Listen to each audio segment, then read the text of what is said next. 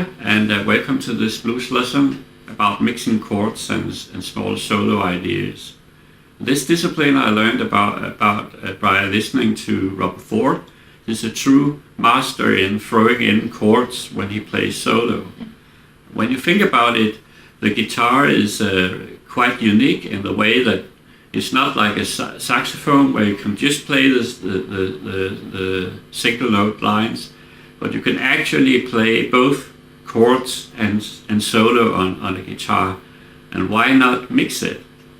It sounds so great when you do that. I definitely learned that by listening to Robben Ford, and I hear a little bit of BB King in this lesson too. And the trick is that you have to play this original idea that I show you here, and then when you start, instead of playing the lick here, instead of playing, then you play licks.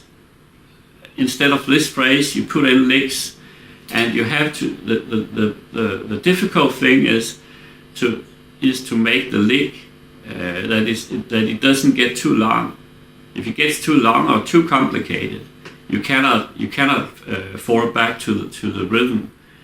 So the whole trick is to play simple, small ideas that has the sufficient length, not too long and not too short.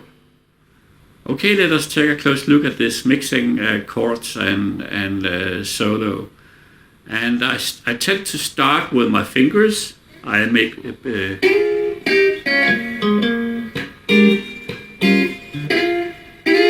so I kind of pick the notes with my first and second finger, and I have my pick inside between the first and the second finger, because when I go on and I take the second and the third turnaround where I add some new licks, I feel more secure when I play with my pick. I think I will show you the entire exercise with the pick, as it's easier to see what I do.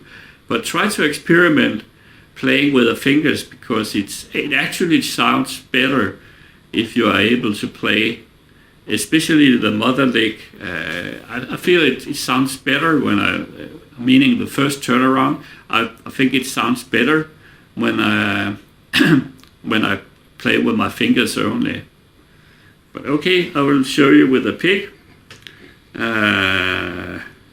It starts with, you have your first finger here in the 8th fret, the second string. 9th fret, you have the second finger, and you move a half step up. Then you put your fingers over the first, the second and the third string. And you move down to the 6th fret, do the same thing. You move down to the 4th string, the 8th fret, and you end here. So it sounds like this.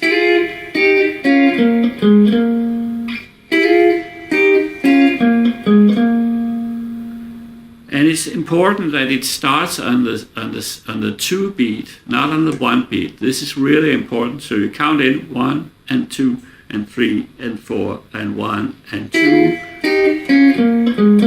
2, 3, 4, 1, 2. So it's not on the 1 beat, but the 2 beat that it starts. Okay, so until now we have 1 and 2 and 3 and 4 and 1 and 2, 2, 3. And on the 3 beat you get the 3 beat, you take a B flat 13th. I play that one. I take the the first finger on the 4th string, the 6th fret. On the 7th fret, on the 3rd string, I have my second finger. On my 8th fret, the 2nd string, I have my 4th finger, and I put my first finger as a bar over the 4 higher strings here, the 4th, the 3rd, the 2nd, and the 4th string, the 1st string. So I get this 13th sound, and then I move to a E flat 9, and I mute the note just after. I mute the chord just after hitting with a pick. So until now we have 1 and 2 and 3 and 4 and 1 and 2.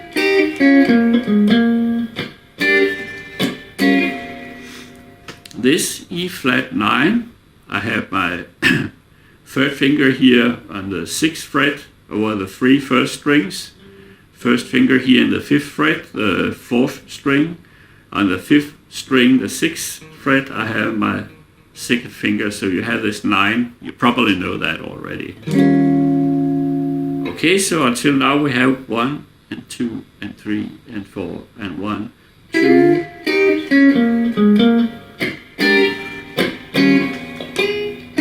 And it starts again.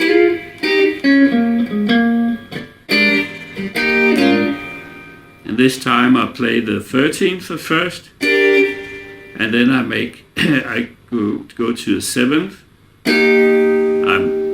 take this one. I put my third finger on the 8th fret, and I just take the this 4th, the 3rd, and the 2nd string, and then I take the B flat 7, and I make this hammer-on pull-off. Okay, until now we have 1 and 2 and 3 and 4 and 1 and 2.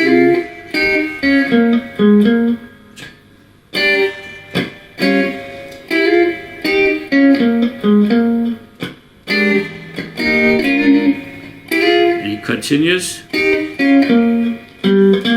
There's a small difference here where we go down to the 2nd line of the blues. Instead of playing the usual, I play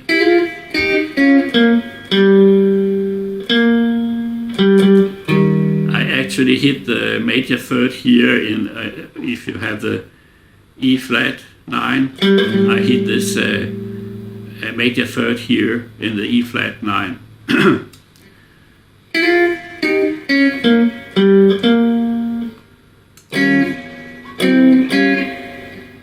Okay, let me try from the start. 1 and 2 and 3 and 4 and 1 and 2.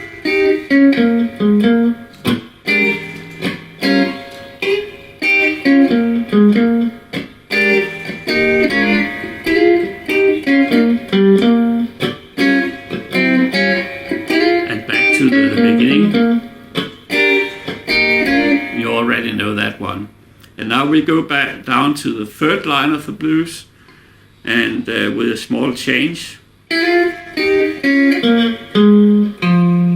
go down and hit for the 5 chord, the F, which is a 5 chord when you are in the key of B flat. So it goes like this.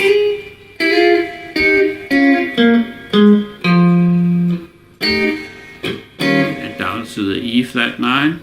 And the usual one, ending up on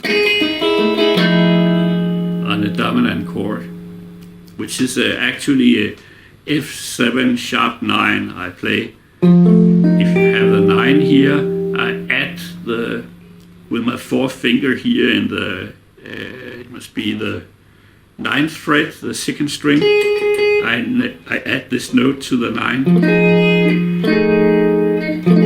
Take it like this, like this. So the last line sounds like this: 1 and 2 and 3 and 4 and 1 and 2.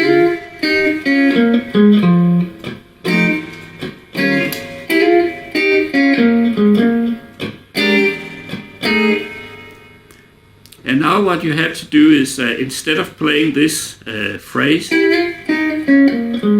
you have to play a solo line that has this length as this phrase, the same length. So you can play